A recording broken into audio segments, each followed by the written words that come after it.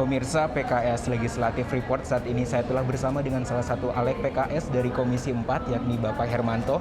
Tentunya menjelang kegiatan atau rapat sidang paripurna pada hari ini, kita akan menanyakan terkait isu apa yang akan dibahas, yang sedang dibahas di Komisi 4 oleh Pak Hermanto sendiri.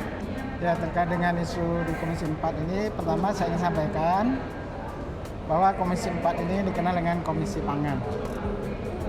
Artinya sebuah komisi yang fokus pada bagaimana kesediaan pangan, kemudian jumlah pangan yang cukup, kemudian jumlah pangan yang berkualitas, dan itu untuk memenuhi konsumsi penduduk yang ada di Indonesia ini. Nah, karena ini adalah komisi pangan, maka banyak hal ya yang dibahas di Komisi 4 ini terkait dengan hal-hal yang hubungannya dengan pangan.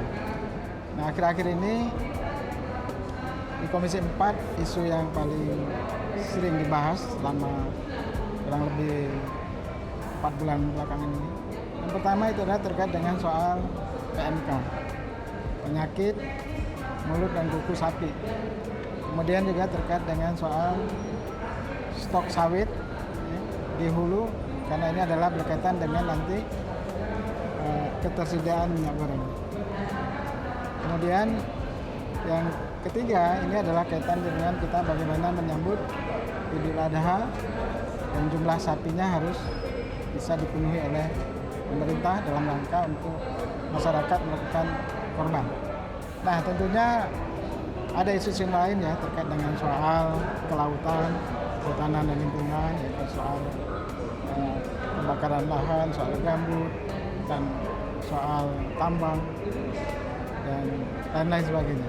Tapi dalam pembahasan di Komisi 4 belakangan ini yang lebih hangat itu adalah dua hal sebenarnya. Yang pertama adalah terkait dengan soal bagaimana kami Komisi 4 itu mendesak pemerintah supaya ketersediaan jumlah stok sawit untuk memenuhi kelangkaan minyak goreng itu harus tersedia sedemikian rupa. Baik. Kemudian yang kedua itu adalah terkait dengan soal harganya. Baik.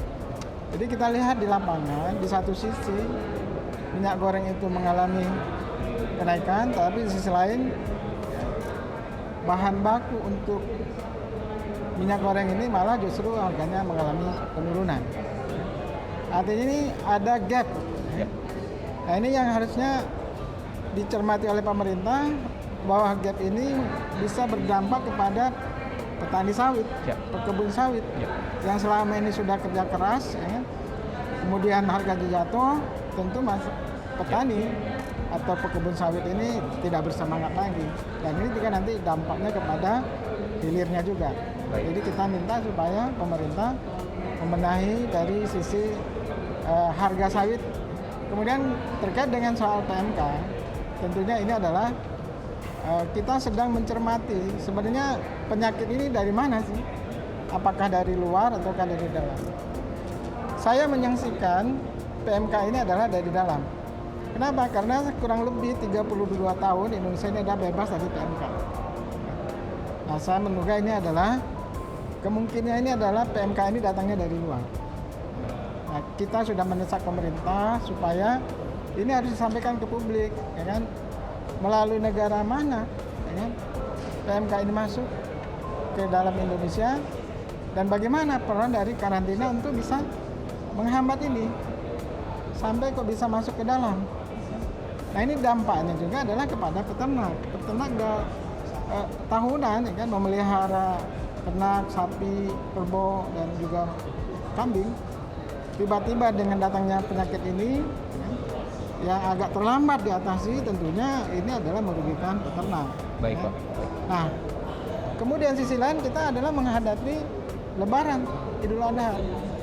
Lebaran Idul Adha ini tentu untuk melakukan kurban ada syarat-syarat dari hewan ini supaya memenuhi syarat untuk disembelih jadi korban. Dan tentunya ini adalah kaitan dengan kesehatan hewan.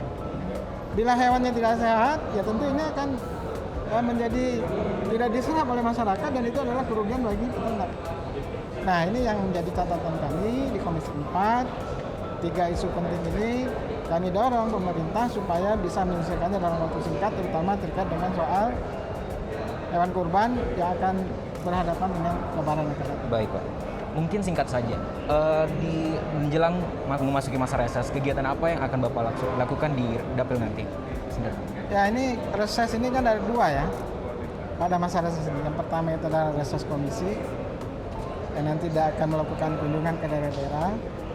Kemudian kedua itu adalah kunjungan reses perorangan, tapi di masa reses itu adalah ke dapil.